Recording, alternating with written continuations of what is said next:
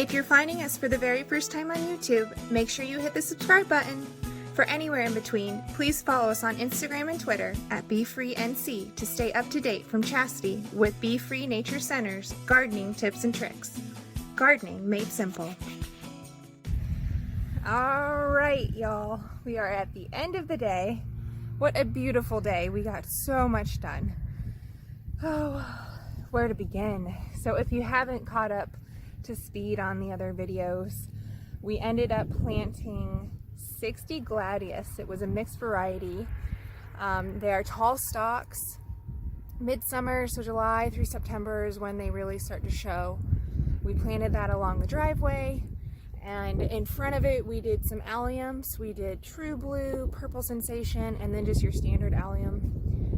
I think there were about 35 of those. What else? We had 25 more Gladioluses that were a wine rose color. The rose is my love, and then there were 13 of those.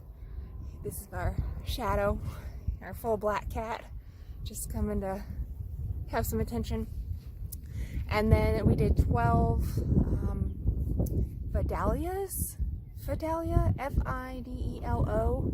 Can't pronounce very well, but we did 12 of those, and those will look more like a wine kind of reddish pink color. It'll be really pretty. And we did those around the garden. So we'll have to show you the garden at some point. It's really not put together right now, but hopefully, you know, midsummer you'll be able to see them blooming. Very exciting. That was today's work. Takeaways. Come prepared.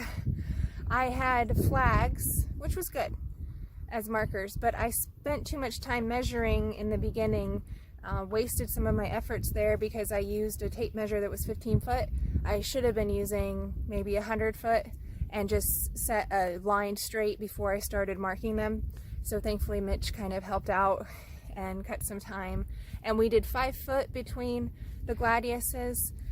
You can do 2 inches up to 12 inches or up to 5 feet in our case. We just really want that border effect, and that'll really help intensify that. Not so close together, not little pods. In the garden we did put them closer. So you'll see that in midsummer once they start showing. That would be my recommendation. Make sure you have all the tools you need. Makes things easier. We have a general. I'm actually sitting on it right now. New this year. It's a General Polaris side-by-side, and I kind of forgot that we had it to make this process easier. So a couple hours in, I was like, oh, I should get the General so I don't have to go back and get topsoil. Speaking of, you should really put topsoil in before or after you place the bulb.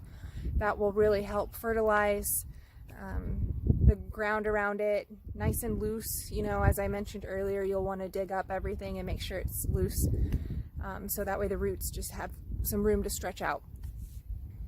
I think that's all I have to cover today.